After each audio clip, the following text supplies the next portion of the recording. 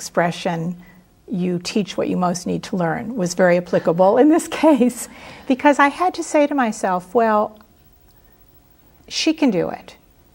You know, she can highlight herself as is and celebrate herself as is. Can I dare to do that? Can I dare to take the prosthetic teeth out, you know, before I was given implants that I can't take in and out every day to brush my teeth? Can I dare to take those out and have a photograph taken of me and then dare to show it to an audience? And I do, and it's become easier and easier as I've done it, and I think it is one of the ways that I, you know, try to get us really to think very deeply about where is our center of who we really are. And if we lose this or we lose that, or we have to undergo chemotherapy, or we lose our hair, or something happens to us, do we lose who we are? Do we still get to go out in public? Are we supposed to hide away, you know, crawl into a hole and never show our face again? You know, like I think when you think of Stephen Hawking, who's out there doing his work, you know, with the struggles and limitations that he has living in the body, you know, that can't do whatever it wants to do. Right.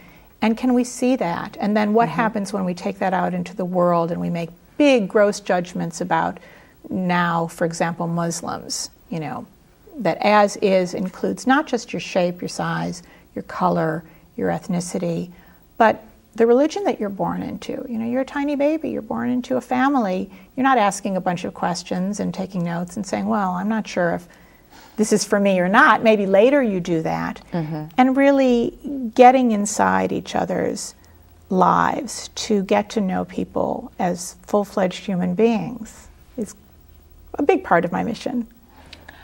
Now, in your reaching out, as you've gone from the survivors of hate crime murders and you know, things that have happened in the community, how do you then how do you work your activism? How do you spread this message besides the programs that you do with church and school groups and others? How do you bring this further out into the world? Well, I think that's a wonderful question, because I think that one of the things that that all of us can do is that we can write a letter to the editor. We can call somebody who runs, you know, a radio station or a television station, that this stuff flies fast and furiously through the media sphere in all kinds of ways.